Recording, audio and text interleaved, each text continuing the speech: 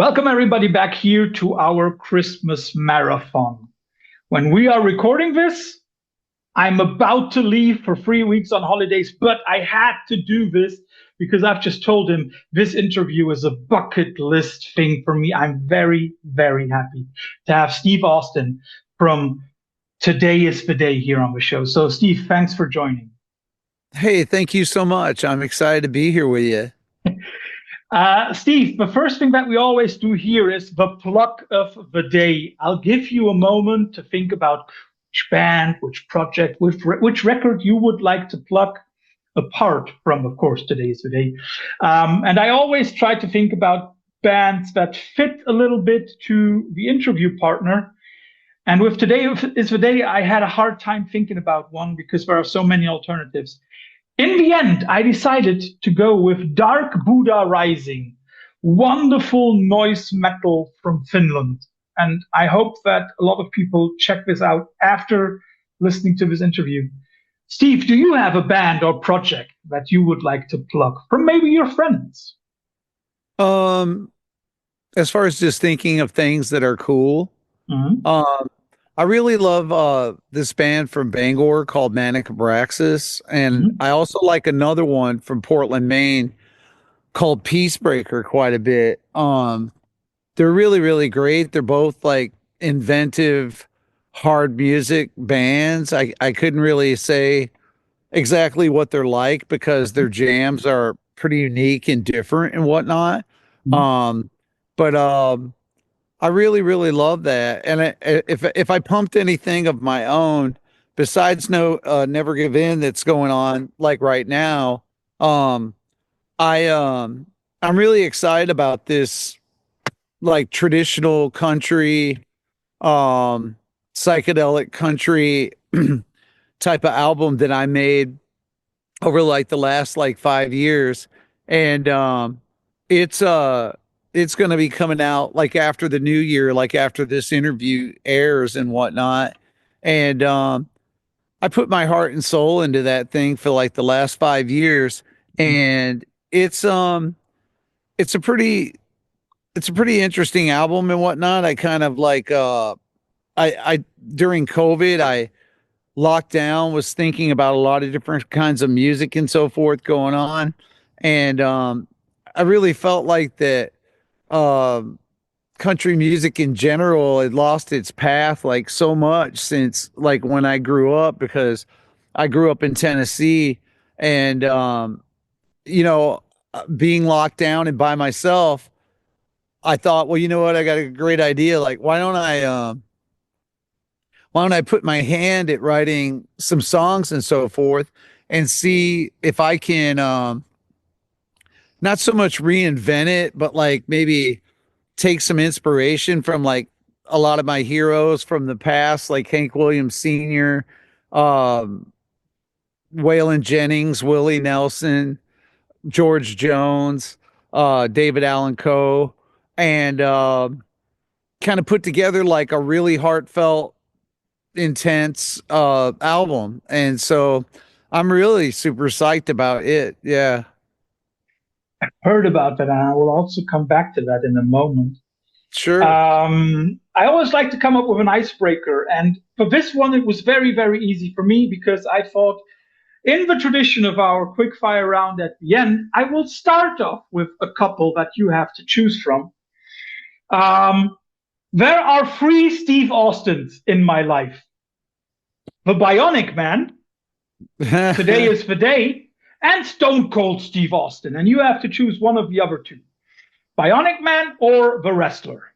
Which It's one would Bionic you? Man easily. Yeah. I thought you would say that. Was that a show that you were watching back in the 70s and 80s? You know, funny enough, when I was a little kid, that was like a really, really, really big deal amongst people. Like that show was really popular. Yeah. And you know, it was very bizarre because like the guy who's the main character, his name is exactly the same as my name, spelling and everything. And I was a little boy, like I was probably around about 8 years old or something like that. And but I've always been really inspired by like science fiction and space and just like futuristic things and whatnot. And so I really liked that show like a whole lot. Like Yeah. I thought it was really cool up until everybody else thought it was cool. And then no matter where I went to or who I introduced myself to, Yeah. they would constantly whip out the oh yeah, you mean like Steve Austin? Like Yeah. or what? Yeah, that sound that we all have in our heads right here. Yeah, like when he's moving, it kind of Yeah. slows down and has this tripped out magic sound. Yeah. And and so it was really, I'll say as a kid, it was really weird having that name because so many people would do that all like literally all the time. And then when I grew up older, I thought like, um it's like this will be gone one day, like meaning like people won't care about the Yeah. Bionic Man and Then the that kind wrestler of comes thing. around. And then the next thing you know, there's a wrestler guy that comes around. And I was joking with somebody the other day. I mean, right now, there's a baby being born that's being named Steve Austin. And that Okay. dude is going to probably be famous for being the first person to land on Mars or some huge thing. And it will continue the legacy of me living in the shadow of Steve Austin. Yeah. That is something that I always loved. I've been to a few of your shows and I always had the feeling as if, the humor behind Today is the Day and also behind you is never appreciated enough. When we Yeah, talk about, yeah, go on, please. there's Go a on. sense of humor about it. I think it's not all the time, but Yeah. for sure, I find different things funny, and then I kind of incorporate them in songs sometimes. Like little Easter eggs, right? Yeah, Mm. When we talk about Never Give In, the new record, one has to admit that looking at some of the lyrics, there is only little humor. I guess that also comes from the point in time when it was written, right? Because it's a COVID yeah, record. it is a COVID record for sure. Um, that whole period of time right there was very terrible. I thought that I had lived through um the worst in my life of maybe like what I'll ever experience. And this was more than in a couple different situations where later something topped the worst of Yeah, my life ever. And then again, and but I think for me, the part about it that, and I'm not one to complain. There's so many people that lost a lot and lost loved ones and things that are way worse than what I would have went through. But for me, the psychological damage was I before COVID, I had just like come through this passage of beating Lyme disease, chronic Lyme disease, mm,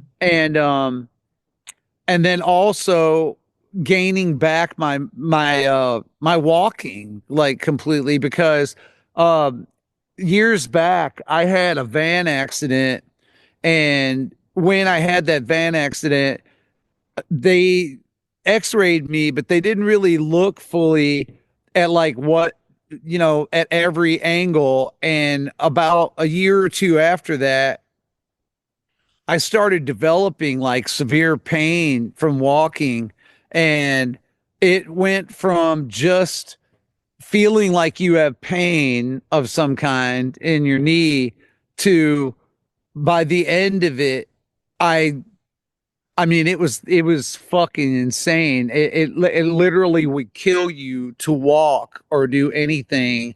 And I had between Lyme disease, which I caught about a year after that, um, the two things were literally killing me.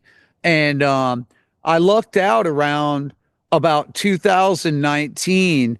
I went to a doctor and I told him about the problem with my walking. At that point, I was on like a cane and I would have been in a wheelchair shortly after if something wouldn't have changed. But I was on a cane and he took some photographs of me and he figured out what was wrong with me. And it was that my right hip had been shattered in that accident. And I'd been walking around for about 2 to 3 years with the upper part that the femur goes into um, fully shattered into pieces, which made my right leg shorter than my left leg by 2 inches. And the left leg, it was also screwed up too, like it was dislocated and it had been like popped out of the socket for a long time. And so I ended up going through these surgeries. And then after that, the next goal was to beat Lyme disease. And I ended up finding a doctor here in Maine that had cured many people of it. And I met with him. And after 20 different visits, going to like the Center for Infectious Diseases and all kinds of things like that, that where they couldn't figure it out, he figured it out. And he gave me a plan and basically said, like, it's going to take you like a year or more, but I can cure you of this and you'll be absolutely fine after I do it. It's just going to be terrible along the way.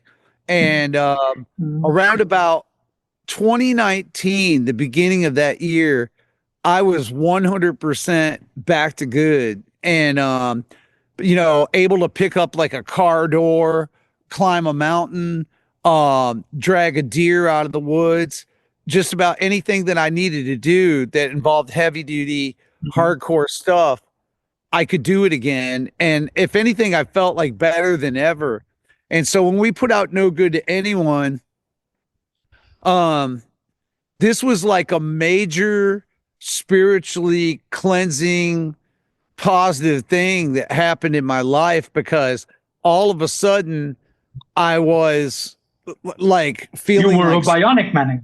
yeah, I felt like Superman. I felt like I had everything back about being able to travel, play, feel good, all this stuff. I was literally dancing through the clubs in the afternoon when nobody was even there. Me just like kind of enjoying yourself. Life cool. And then the album came out and it was doing friggin' awesome. And then all of a sudden, like 17 days after it came out, the entire country of the United States shut down. And it seemed like, besides the actual event seeming like something out of a sci-fi movie, it almost seemed like some bizarre nightmare unfolding of like, okay, wait a minute. Like, I'm like doing my thing and like, and I got to stop like right now. And nobody knew what was going on, which made it even more frustrating. And so I canceled that tour in Austin, Texas and drove back home. And when I got home, there was like, even before I left down there, there was leaving the city, our driver backed our rented Mercedes executive class Sprinter into an oak tree. And we had like almost $9,000 of damage that I was responsible for, without the tour continuing on, and merch bills and all kinds of things. And I was thankful to get home because I wanted to protect my family.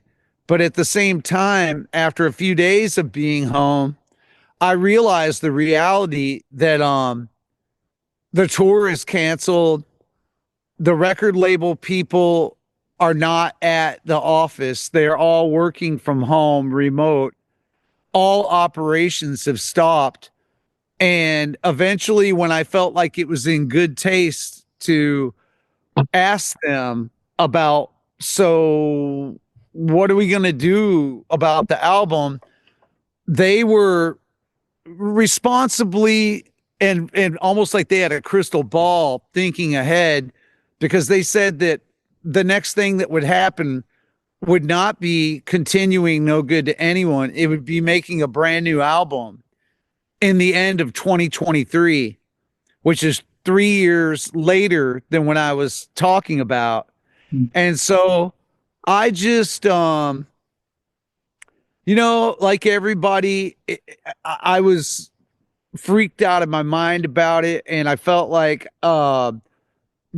scared and didn't know if we were all going to die or like what was going to happen. But then once it settled down sort of into its groove, and I realized like, oh man, like this doesn't seem like it's going to end. I really started getting massively depressed out of my mind.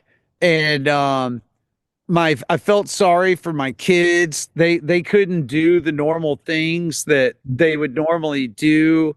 Um, there was a lot of like anger and hatred in the United States for people against each other.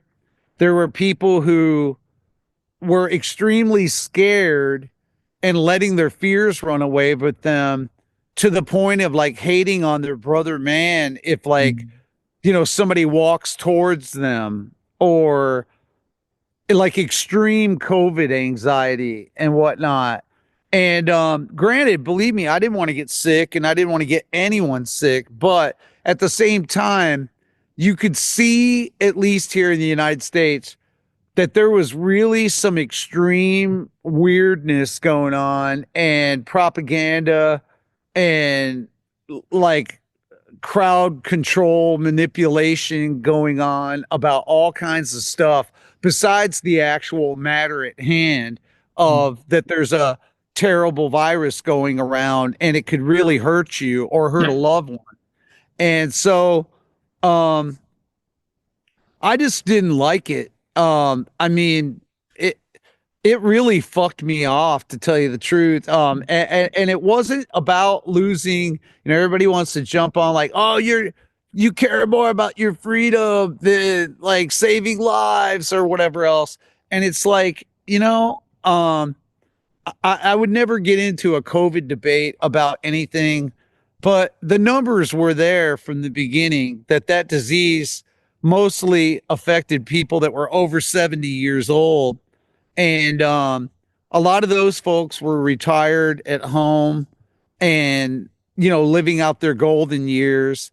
And it just seemed to me, as far as mishandling the way that COVID was done versus, say, like Sweden and other countries, that we went way too far. And there were so many different people's lives ruined by that.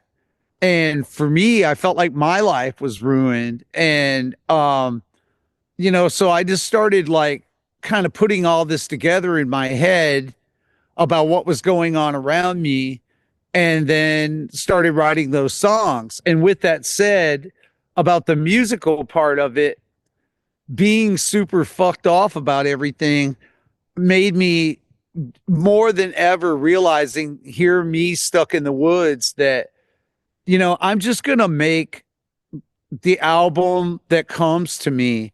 And I don't really care if it like fits in any kind of mold or fits in any genre, or if anybody doesn't fucking like it, because the point of the album is to take you on a trip, like a psychedelic trip through time and space of like different emotions that went on.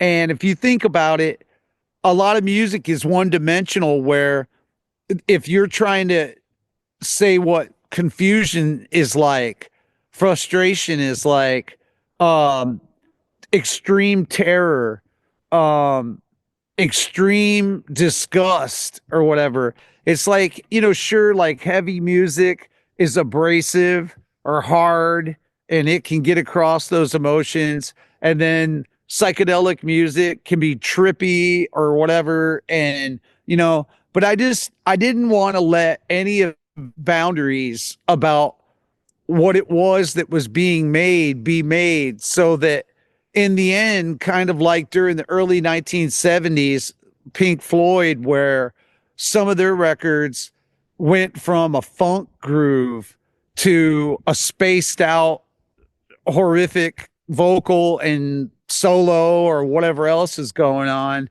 Those kind of prog rock albums like that, where there is no playbook and you just make Hmm. up what you want to make up.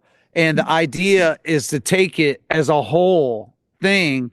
That was kind of what I was trying to do with that. And I think that you've also achieved that in a very, very cool way, because listening to Never Give In, and we'll come to why it's not finished in a way. Listening to Never Give In, I had the feeling as if it combined basically all of the elements of Today is the Day, everything that we've ever heard. We have hardcore bits, we have some really cool noise elements, and then we even have something that I at least didn't get on the other Today is the Day albums, and that is something that I would call like a dark Americana feeling. Dark Americana, and another part of it too that I think that hasn't been heard within Today is the Day records is there was an element of like electronic and Mhm. EDM like type of Yeah, music on just a couple different tracks. yeah, But basically on the first two, they're very poignant on the first two, right? yeah, where it's like again, how do you how do you explain tyranny or control other than something mechanistic that's like Hmm. perfect, going like Hmm. dun dun dun Yeah, dun dun, and and so again, it was just reaching for different audio tools in yeah. songwriting about like, okay, this song is like this. How do I want that to come across? And I do agree with you. I think from an outside, when I take an outside look in, it reminds me of if you took all of the Today is the Day albums and mashed them into like one thing, because if you think about it, like How to Win Friends and Influence People and Supernova have an industrial sounding vibe about it with the drums and whatnot. And then Willpower and Temple of the Morning Star are more organic, like sounding. And then there's like Animal Mother and stuff like that, that's like ultra heavy metal kind of like vibe. Um, I just, I'll be honest, like every single time I make anything, whether it's an album or a song or anything like that, the only rudiment that I have that I care about is I want to make something that no one has ever heard before. Because to me, there's just really no point in going over other ground that you've already covered. And if I start writing something and I feel like that it reminds me of this Today is the Day album or that Today is the Day album or this song or something Hmm. like that, I usually scrap that like Hmm. immediately and move on to something else, because the whole point of art in life is to, hopefully make you think about or allow you to think about different things that you've never felt before or thought before. And I can't really do that if I'm role playing and trying to live up to something or Hmm. be like something, Yeah, if you have So to fulfill expectations, right? That was never Today's today. no, and it never will be. I mean, I feel like that for me about music, even with my own music or with other people's music, I it's odd, say, playing somebody else's song like with me. I mean, obviously I played as a kid learning how to play music and every other thing. I've jammed along to other people's music. And these days and whatnot. Like today, for instance, I just came out of the studio of like 10 minutes ago where I was in there recording a cover of Waiting Round to Die by Townes Van Zandt. Mhm. And when I went to go do that, you know, it's like I have to leave behind the thought of sort of exactly what way he did it because if I try emulating that, I won't achieve what I'm going for. But if I kind of take somebody else's song and treat it like my own, then I feel like that I get better stuff out of myself because I just don't. I've never liked being a copycat or like just about doing shit that's already been done before. Yeah, and in that sense, you go the reverse way that Johnny Cash went, right? Johnny took alternative hits and countrified them and turned them into his own songs, up to the degree where Trent Reznor says, well, nowadays Hurt is not my song anymore, it's Johnny's song. And you just Right, right. and you just go the different way, right? You take country songs and you think about, okay, how can I do them as a metal artist? How can I do them? Yeah, and other covers we've done before, like if you've heard like um Wicked Game off of Live Till You Die by Chris Isaac or like Sabbath Bloody Sabbath by Black Sabbath. Yeah.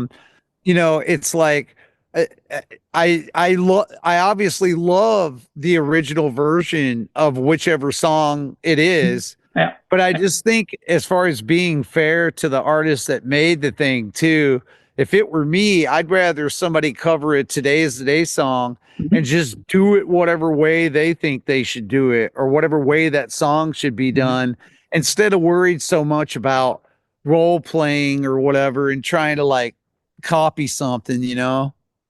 Yeah, I could see that because, of course, I'm like, how do you cover something by an artist A that you admire and B still be true to yourself? You have mentioned writing the new record, and I have a question. Was Divide and Conquer, the first track on Never Give In, was it the first track that you wrote? No, the one that's called I Got Nothing. Oh, the second track. I Mhm. believe that one was the first one.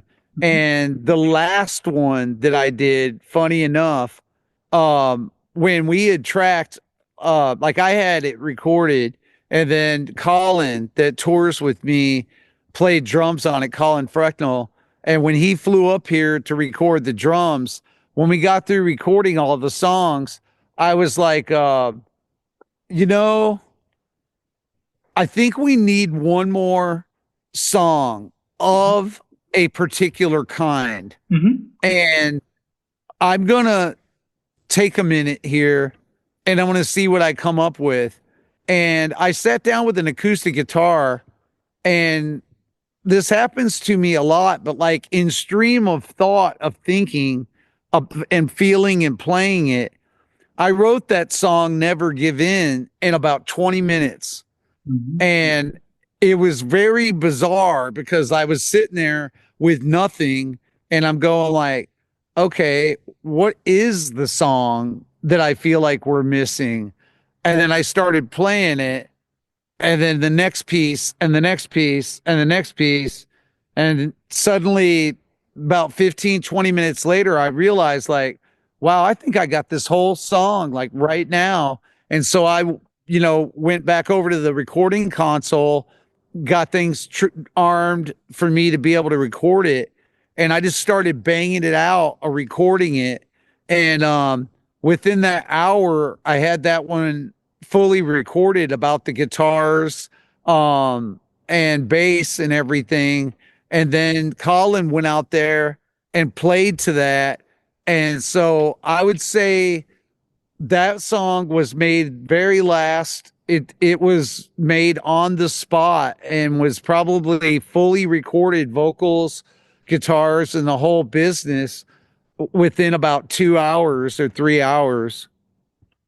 Then other ones took like a year to That's what work I want on, to say. funny enough. And But I Got Nothing was the first one because that one was at the earliest part of COVID, Hmm. and it's Hmm. about COVID. Yeah. I mean, like my idea why I asked about Divide and Conquer was both tracks are very clearly COVID tracks. That is because of the lyrics. It's very, very clear. I just thought it was Divide and Conquer because it's very programmatic.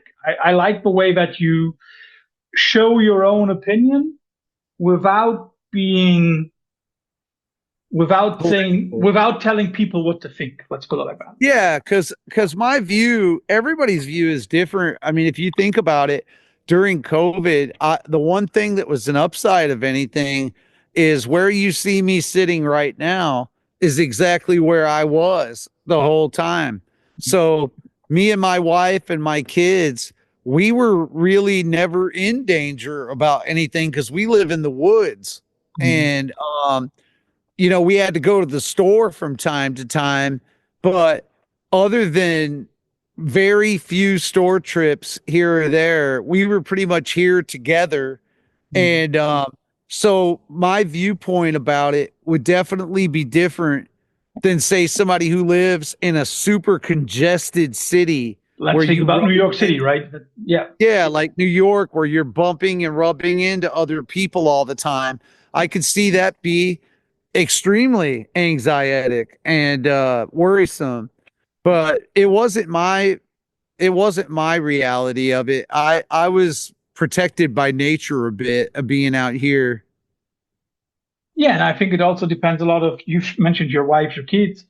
It's interesting that you mentioned the place where you are sitting because I can refer to the place where I'm sitting right now, which is my father-in-law's former bedroom because he lived with us. And let's talk Yes. about the one cool thing about capitalism that you were able to get back the rights to your whole catalog. You got the rights, and my question is, how long did it take you to get the rights for all of the songs that you ever released on MRAP, on Relapse, on whichever label? How long did it take you? I would put it like, I mean, you have to keep in mind like the way that works is like, um once a obligation to a record label would be completed, unless you were going to do something with that record, like AMRAP, Tom Hazelmeyer is a super cool dude, A and he's wonderful all, guy. If you want to hear an interview with them, go back 2 years. Yes. oh yeah, Continue, yeah. Steve. He always made it clear to me that if I ever wanted to do stuff with the music, that it would be cool. And and all the people that I worked with, all the different labels, once my contractual obligations were fulfilled, um those rights were open. And it's in when we signed with BMG, part of doing that was them getting the rights to those different records. There were a couple that were difficult, um like Axis of Eden, for instance, was difficult, and that one I can't really go too much in detail about it, but basically, like, the record was held hostage unless I paid X amount of money for me to get it back, even though it was released on Supernova Records, but it was distributed by a company here in the United States. And that distributor had legal wrangling about that. And so I ended up having to pay a ton of money to get that one back. And but as far as like the most recent event with the catalog of it being back home with me, in COVID, this was one of the positive spots of tragedy turning into good stuff. Was when the guys at BMG told me that it was going to take um like 3 years to put the next record out. I I was really lost about what to do, because right after that, I was thinking, well, why don't we put Willpower out? Like, that hasn't been available in a long time. and they weren't receptive to even doing that. It wasn't because they didn't want to, they wanted to, but they explained that with everybody working from home, that there wasn't, quote, enough bandwidth for Mhm. them to be able to handle it. And so I was around my house here thinking, and I thought about it, and I was like, as much as I love being on BMG, and those guys were really, really, really, really good people, um, the idea that they were going to be shut down for 3 years didn't Mhm. sit well with me. Of course not. Um, and not like making me mad, but making me think like, what should I do about this? And so I did what a lot of people would never do, because everybody wants to be on a record label. Everybody, especially, would want to be on a record label like BMG because it's one of the biggest in the world. Yeah. And I did the opposite of what everybody would want to do. I went to them and I said, "Hey guys, I love you and I appreciate everything that we've done so far because we had reissued In the Eyes of God, Temple of the Morning Star, and then we put out No Good to Anyone." But I just said, I would truly, truly, truly appreciate it if you would give me back my rights to those songs and whatnot so that I can disseminate the music to the masses, which I felt was now needed more than ever with what kind of music today is. And I didn't think that they would yell at me or anything like that. Like but I did also think that there would be some accountant or someone who would be like, "Wah, ha, ha, ha, ha, ha, ha. Yes, of course. Why don't we give you your rights back to um, but I was very happily surprised that all of a sudden I got an email and it was them and they said, "Steve, we've appreciated working with you as much or more than any other artist that's ever been on BMG. And because of that, and the situation of COVID right now, and you wanting to do stuff with your music, we're going to grant you the rights back to the entire catalog." And I didn't have to Surprising. do any other thing other than like the lawyer that looked it over for me um didn't charge me either. The only thing that sucked was that I had paid a lot of money prior to that when the catalog was placed with them to get different records back. And then we didn't really get to exploit them at that time as far as being able to put them out. But I was able to get my catalog back because they were really happy with me. And then once we got the catalog back, then we were able to get back to our DIY way of doing things, which was putting out Supernova. A lot of young people have never heard that before. A lot of people haven't heard it before. Uh, Self-titled album, the third Today is the Day album. We put out Willpower. Um, and now with this is our first brand new Today is the Day album that we're putting out. And I wouldn't have it any other way. I don't want to be on somebody else's record label or something like that. Like I've got a really good team of people that work with me and it's very small. It's like Dave Brenner from Earsplit PR is my right-hand man about helping me let the people know about what's coming out. And then on the putting it together end of things, Chris X from Reptilian Records is on the production side of things with the label. And then I am in also the production side of it with mixing, mastering, engineering, as far as creation of remasters or records or making brand new ones. And then also the administrative side of just trying to decide what we're going to do next. So will we get re-releases of the other records as well? Definitely. Yeah.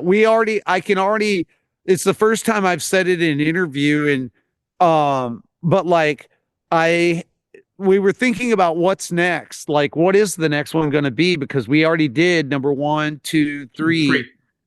And so number four is Would Temple be of the Morning Temple. Star. Mm. And I didn't want to do like, I didn't want to do, the record's been around so long. It has been remastered So I've at two seen other different versions, yes. yeah, two different occasions. And I started thinking about that from a younger person's mindset of, if you notice where every album that comes out these days that's a reissue of something, the big seller is remastered in unicorn blood and 88 bit or 120 million bit processing and because that's a field that I work in, I understand it very well. And it started making me think about a correlation to like, say, like with vintage instruments, like with vintage acoustic guitars, like Martin acoustic guitars. Um, you have modern day ones, and then you have the originals that were from way back when. And the ones from way back when is what everybody wants. And so I thought about it from a kid perspective, and I was like, if it were me and I've never heard Temple of the Morning Star, I would want to hear it, the version of it that is the one that made it be whatever it is Yeah. before it got enhanced or whatever else. And so I went through a bunch of like boxes of mine and storage things that I had, and I found the original CDR master that came from Dave Shirk in Chicago that did that mastering session on that. I pulled it out, looked at it. It was virtually like unplayed, like meaning it did not have a mark on it. And I put it on and listened to it, and I could hear the difference. I could hear the difference between the other two versions. Not to say that the other two versions aren't super cool, but like there was a definite different thing about the one that was just the original one. So what we're going to do is we're putting out Temple of the Morning Star in its original OG state, just like you walked into a record store in 1997 and you listened to it for the first time. That sounds wonderful. I have one question about Supernova Records. Would you say that Supernova was also one of the things that kept you sane during those lockdown years? Once we got it, once I realized, because it was extremely hard for me to leave BMG. That was mostly because of the people that I worked with, and like I said, I mean, there's people around the world that like go to bed praying every night, like God, I wish I could get Yeah, on yeah, like yeah. G or something. Mhm. And once I realized the destiny of things, of like, wow, like I started this label. If you really want to know when I started in 1992 Yeah. because that's what we put the first How to Win Friends and Influence People demo out on. But like, it's like I was lucky in 2008 that I had done a distribution deal with The Orchard and Sony about the digital side of things here in America. And and so when we got the rights back to the catalog, it you know it gave me a newfound freedom of feeling really excited about these old records. I mean, I got to admit, you know, I don't um I don't like tripping down memory lane myself. It's never been something that I like to do, kind of like writing songs, and I don't want to make the same song twice or like role play like something I did a long time ago. Um, I also think it's unhealthy to like really fixate on the past. And I'm not like some artists where they'll say like, you know, once I make the thing, I never ever listen to it ever again. Um, I'll listen to an album that I made um probably a good month or two after it, just like any normal human that just got a new record or Yeah. something, because I trip out on it. I'm happy about it and I Yeah. love it, you know. But there is a part of me that looks at each one of them going all the way back to the beginning, is those are snapshots in time, and they're they're fond to me for different reasons because they make me think of different periods of time of Mhm. my life. But at the same time, I would have to admit that I don't like sit around all the time and thinking about listening to our older records all the time, even though I cherish them. It's just because I feel like that me as a creator, that my mind is in a better place thinking of new things to Mhm. do than so Mhm. much just going back in the past, you know? So is Van the combination of revitalizing Supernova and also going, for example, down country lane? Is that the cool mix that you found for yourself? Yeah, I mean, I think it's really great because, like, you know, as you know, with Today Is the Day, we're an underground band and proud to be underground band. We don't want to be mainstream. We don't want. uh, We're not looking to be like um ultra popular to people for the wrong reasons. Mhm. It's like I would rather have 100 people love what we do that really take it to heart and feel it and get it than to live in existence with like masses of fans who are only into it just because they think it's cool or whatever it is. It's like you either are into something or you're not. And I love Today Is the Day and I'm super into it. And um so for me it's exciting thinking about like in the future we're going to do the first Sadness Will Prevail reissue on vinyl.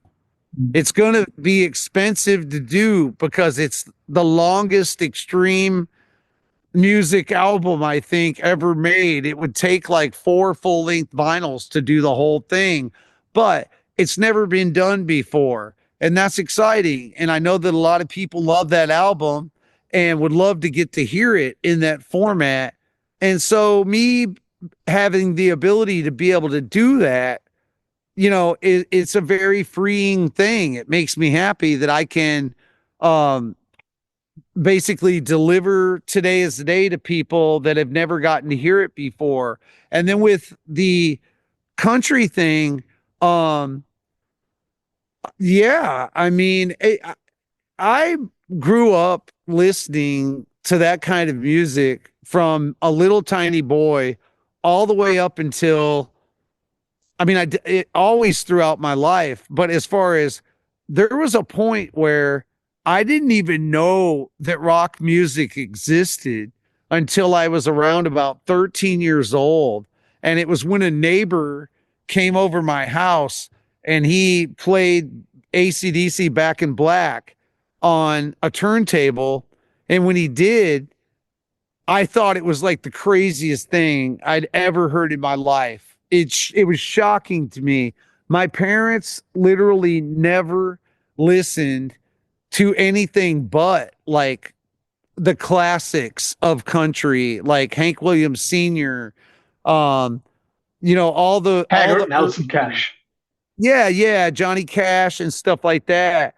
And you know, later when I was growing up and living in Tennessee, I wanted to rebel against all that stuff because that's where I lived and that's like what was going on.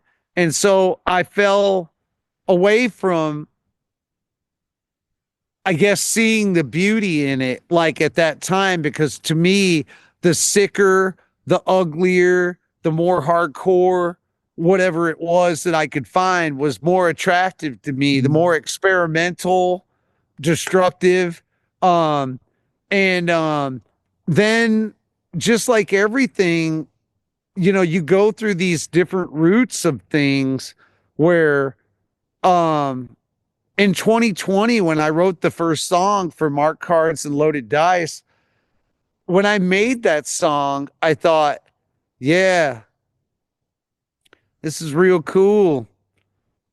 Probably nobody is going to want to listen to this because I had no idea. I did not know that like a couple years later, suddenly there's this bizarre folk and Americana and traditional country resurgence with artists like Billy Strings and Sierra Farrell and all these different people. I thought that I was the only person back in 2020 that was thinking about stuff like this because it's like old time. It doesn't sound like music made right now or whatever. And then now it's quite surprising because it's a huge part of my life. It's a big deal in my life. I'm flying on September 4th to Nashville to record a thing called the Magnolia Sessions. The Magnolia Sessions are recorded underneath a magnolia tree. And it's Americana type artists that do it, like bands like Lost Dog Street Band and others that are prominent ones in the Americana thing have done these Magnolia Sessions. I got offered to do one a while back. And so I'm flying down September 4th, and me and Dan, that runs Anticorp Records, which is who does that, we're going to do a Magnolia session down there, and it's coming out in the middle of November. And it's that is not the Marked Cards and Loaded Dice album. This thing I'm going to go do in September, that's more of like the stripped down, like the idea of those sessions are like the early days of Townsend Zant and Blaze Foley and Bob Dylan and Neil Young, where it's like a man or woman with an acoustic guitar and maybe a little accompaniment, like you might have a stand-up bass or fiddle or whatever. But yeah, like as stripped down as possible. yes, sir. Like totally stripped down. And so it's weird how everything works out because now in November, after all this time, the procession of events of unfolding this stuff is finally happening. And it would have happened before as far as Marked Cards and Loaded Dice goes. But I got to tell the truth that I got burned so bad on No Good to Anyone with COVID happening that it psychologically damaged me about the concept of putting your heart and soul into something really deeply, Yeah, and only to have some omnipotent force come behind it and crush it. And then inflation also played a role in this, where just like everybody, when COVID was over with, it was like back to work, you know, and I had to like go in the studio and work for other people and work on lots of projects to try to catch everything back up. And so finally now I feel comfortable about letting this be released because I hate to say that I was right about stuff, but like I had people telling me in 2023, like, oh man, you should just do it, blah, blah, blah, blah, blah. And I'm like, it'll get wasted. I'm telling you, it'll come out and people will not be in the right mindset to check this out. Everybody's still freaked out from like what happened. And I just felt like I owed it to the music to hold on to it and get it right and then expose it to everybody at the right time and in the right place, you know. Yeah, yeah, it needs to have the right moment, right? I can see that. But the more you talk about it, the more excited I am about hearing it. It's hard to be in teeth that much. For people out there, when you listen to this interview, the good ones might have already heard the Magnolia session. If you haven't, we'll put the link right underneath this video. Steve, first of all, thanks for all the insight. But nobody leaves a Veil of Sound interview without the infamous quickfire round. I usually give an example like AC/DC.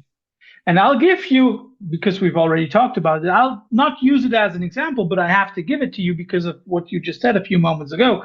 Which AC/DC version do you like more? The one with Brian Johnson or with Bon Scott? You picked a real hard one. I know. That it's a really, really, really hard one. I mean,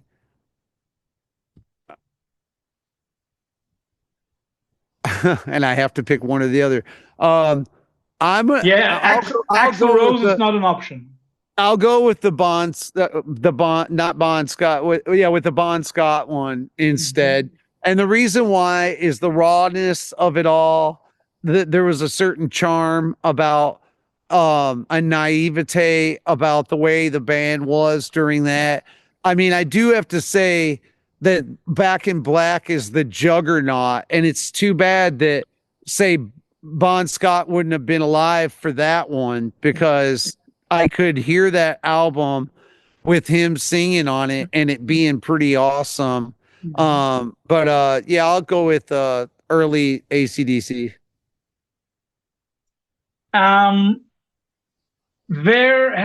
You've spoken a lot about, of course, also influences on the Today is the Day sound. And one band that you dropped frequently was the Jesus Lizard. First of all, if anybody wants to learn a little bit more about the new record, we had an interview with their drummer back in April. But I'll give you two Jesus Lizard records. Goat versus Liar. Go easy.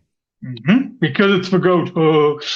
No, it's funny. Like that one to me nailed it on the sound, especially. And Liar isn't far behind it. It is very, very close in comparison to the other album. But there's this, I think the sound, to me, that album in general, period, that is the Elvis, that is the pinnacle noise rock record of all time over any other album. I mean, I've got other ones that I feel are in the top 5, but that one definitely blew my mind to an extreme degree. I'll never forget when we had made the demo tape for How to Win Friends and Influence People. Jesus Lizard was in my hometown in Nashville, and we told them, like, hey man, if you need a place to stay, you're welcome to stay at our practice room with us and whatnot. And they came down there and did. And at some point, Mac McNeely, who I'm guessing that's who you interviewed. Yes, I did. He came out to my Chrysler minivan and smoked weed with me. And I was like, hey, do you want to hear like me and my band or whatever, you know? And he was like, yeah, put it on. And I took the cassette of How to Win Friends and Influence People and I stuck it in there. And it was funny because, you know, anybody wants to be polite and whatnot. Like, do you want to hear my band? Yeah, of course. I'm only staying the night in your place, you know. But I'll never forget that, like, that shit started playing and I looked over at him, and from that moment until the whole thing was done, he sat there with his mouth open and like going like what the fuck is this? And and then I later learned from the guys in Tar that that when those guys went back to Chicago, that cassette, because had the practice room next to them, that cassette stayed right next to the jam box, and them playing it, listening to it, like right there after I had given it to them. And then ironies happened that, like, nowadays, like I'm pretty good friends with Dwayne Dennison and whatnot. I really think the world of him. And but like, sure, I mean, when we put out How to Win Friends and Influence People, those guys were like awesome, like heroes of, like, not so much for us to like pick apart their music and stuff like that, but more like just the idea of it, Mhm. of like being really original band. Mhm. You have also spoken about a certain love for King Crimson, something that is not very clearly audible in today's day. I'll give you two of their records, probably the obvious ones, because it's Red versus In the Court of a Crimson King. I'll take Red on that one. Mhm. I thought you were going to say Red and Lark's Tongue and Aspics, because those are the two that, um, to me, are the top of the pile or whatever. It's like Lark's Tongue and Aspics is the slightly more experimental and raw version of like Red, and the songs are longer and go on a long time. But In the Court of the Crimson King is nothing to joke about either. I mean, those guys, when they first came on the scene back then with that In the Court of the Crimson King, like, I mean, nobody was doing stuff like that. And That's when true. I say stuff like that, I mean incorporating odd time signatures, really abrasive like music, very unconventional music. Um, my three biggest heroes musically is Jimi Hendrix, Miles Davis, and like Robert Fripp, you know. It's very good that you mentioned another one of those that I wanted to give you, Miles Davis. Birth of a Cool versus Bitches Brew. Bitches Brew all day long. That's my number one favorite album. Of all time? Yeah. Yeah. I still to this day listen to that like at least once every like few months or something, like all the time. I've got the box set that's this expanded, Yeah. really sick box set that's got like books in it, and um there's like an additional LP of outtakes of different things. And the Bitches Brew album in itself, to me, just says it all about creativity, imagination, musicianship.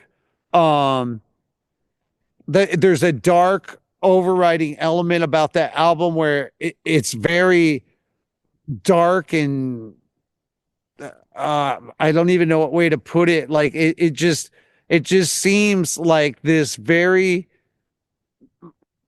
different kind of travel or experience through something and listening to it. And every single time that I listen to it, the thing has got such amazing musicianship in it that you'll discover all these different musical lines and accents and things that you never heard before, even if you've heard it like hundreds of times.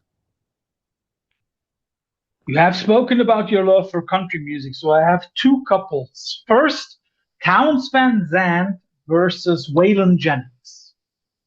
Townes Van Zandt. Mhm. Johnny Cash versus Hank Williams the first. Hank Williams the first is my ultimate hero in anything country music, period. um I I know a lot of people probably would pick that one a lot of times, but in honesty, growing up in Tennessee, my father played in a band that was very similar to Hank Williams Sr. type band. and this was during the 1950s, and me and him, some of the earliest musical things of me playing music was sitting around with him playing Hank Williams songs, like a lot of them.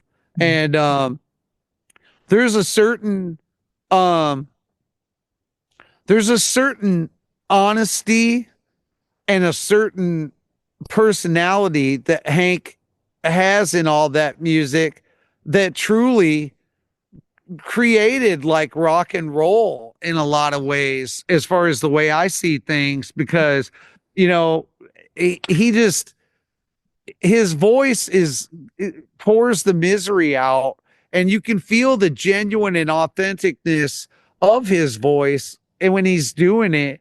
And ever since him, there's been many greats, but I don't really get that level of that from anybody else other than him. So he's like number one. Probably right behind him would be Townes Van Zandt. And I know that you have a love for sci-fi. And therefore, I'll give you the two versions of the Dune story. The movie version from the 80s. Of which, I'm sorry, which movie are you speaking? The Dune movies. Dune. Yeah. So the 80s version or the new version? The double movie.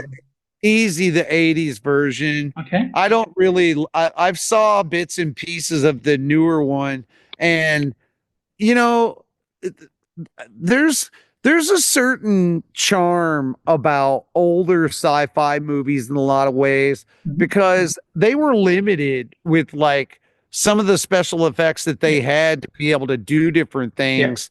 And I think it really pushed filmmakers that made movies like that to go out on a limb and try to make different things that like would be like that worm that's in the desert, like in Dune in the first one. It seems so realistic, but then not, but then it does. And I think that it's because, again, if you were to do that Game of Thrones style with like CGI and computer animation, it might look sharper to the eye in that regard, but I don't think it would come across like in this primitive way that kind of makes it more far out or something. I don't know what way to put that, but limitations sometimes create more realistic things because you don't have all the different bells and whistles to mess with, you know? Yeah, and we have to add our little bits and pieces in our mind. Yeah. That's true. Although I have to say, I like the new versions, but I understand. I will give for you another pass at checking that out. I think because of me liking the old one, when I first saw it, I didn't give much reverence to it. But if you think it's pretty cool, you seem like you have a really good head on your shoulders about music and art and stuff. I'd be willing to check it out. I try to. But as you said, check it out. We haven't even spoken about something, and maybe we get a chance to do that again next year.